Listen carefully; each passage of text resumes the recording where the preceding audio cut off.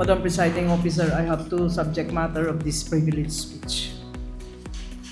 I would like to speak on something that matters deeply, not just to us, but to every Filipino.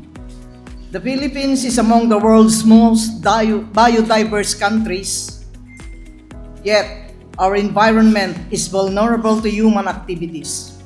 Our forests have been stripped, our rivers poisoned, our seas plundered.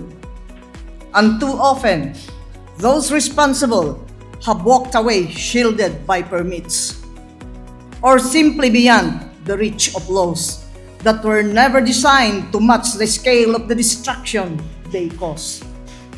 These two bills are our answer to that impunity. House Bill number 9089, the Rights of Nature Act, makes a declaration that our natural ecosystems are not merely property to be exploited, but living entities with fundamental rights, the right to exist, to regenerate, and to thrive. It grants any Filipino the standing to go to court on behalf of nature, shifts corporate obligations toward genuine environmental accountability, and recognizes the ancestral domains of our indigenous peoples as territories of life. House Bill number 9090, the Ecocide Prevention Act, gives that vision teeth. It criminalizes large-scale environmental destruction, deforestation, mass pollution, ecosystem devastation, and holds accountable not just direct perpetrators, but those who finance, facilitate, or negligently permit such acts. Corporations will bear the burden of proving they did not cause the harm. Permits will no longer serve as shields when actual damage is proven. Penalties include corporate dissolution, imprisonment of responsible officers, fines up to 100 million pesos, and mandatory ecological restoration. Together, these two measures form a single, coherent purpose. One recognizes the importance of nature, and one that penalizes those who destroy it.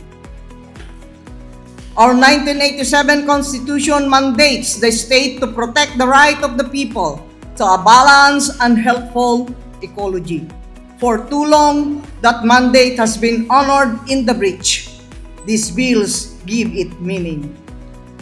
Our Mother Nature cannot speak for itself. We must speak for it, and more than speak, we must act.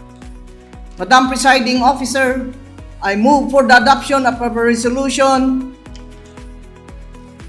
in the unassigned business, expressing support for the passage of House Bills number 9089 and House Bill 9090. Thank you. My other privileged speech is about the ocular inspection conducted by the Committee on Finance, Budget and Appropriations on June 2026, covering infrastructure projects in the 2nd District of La Union, particularly Aringay, Bawang, and Burgos. Funded under the Republic Act number 7171 and 8240, Development Fund, and the General Fund. The following projects were visited: construction of Bawang Farmers Multipurpose Civic Center, Poblacion East, Bawang, with allotted budget of 60 million. Phase 1, which covers the roofing structure, is complete. Phase 2, flooring, stage, bleachers, and walls, is currently for bidding with a budget of 50 million, funded by the provincial government of La Union.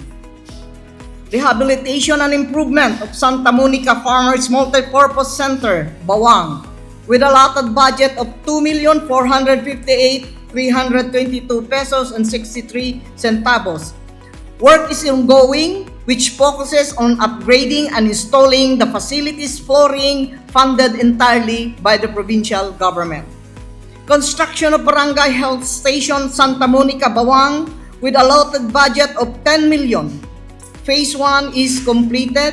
Phase 2 is also currently for bidding. the said project cannot be turned over yet due to the pending procurement of the water supply system and slope protection structures. Rehabilitation and improvement of New Poblacion de Les Road, New Poblacion sections, Burgos with a allotted budget of 4,295,000. This project is completed. A box culvert and stone masonry structures were added to improve drainage and climate resilience. The construction of San Simon Bridge, Aringay, with a allotted budget of 32,012,500 pesos. The construction is ongoing and already consumed an amount of 87,000 pesos.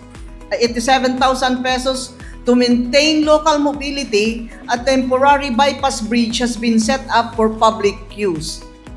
Rehabilitation and improvement of Calumbayo-Boy-Utan Kabalayangan Road, Bukayab Section, Bawang, with a allotted budget of 2,295,000.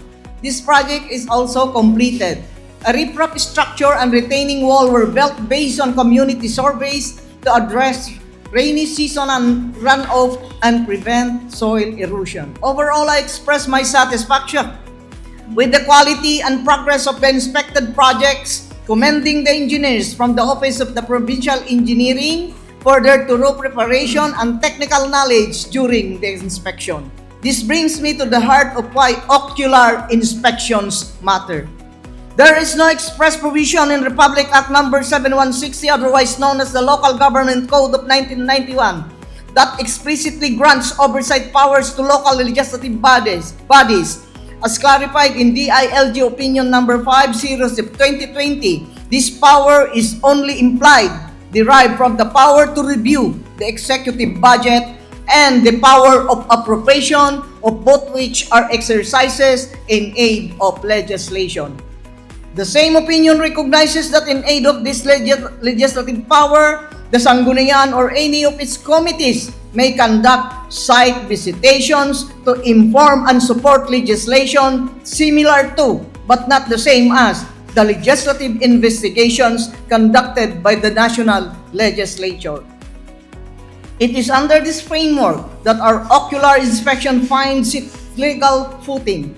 When this committee goes to the ground to assess the status of funded infrastructure projects, we are not overstepping our authority. We are exercising a power implied by our mandate to appropriate and legislate wisely. We cannot make sound budgetary decisions without first-hand knowledge of how previous appropriations have been used. On-site validation gives us something no written report can fully provide. Direct assurance that what was approved is what is being built, that quality standards are being met, and that public funds are truly serving the communities for which they were intended. Before I end, I want to emphasize that our ocular inspections serve a very important purpose, which is to ensure that the physical condition of every project strictly aligns with its allotted budget. Because these results, whether positive or negative, directly reflect not only us in the Sangguniang Panlalawigan, but most especially the name of our Honorable Governor. So let us work together to ensure that every project not only meets but exceeds satisfactory standards. Maraming salamat po, Madam Presiding Officer and my colleagues in the Sangguniang Panlalawigan.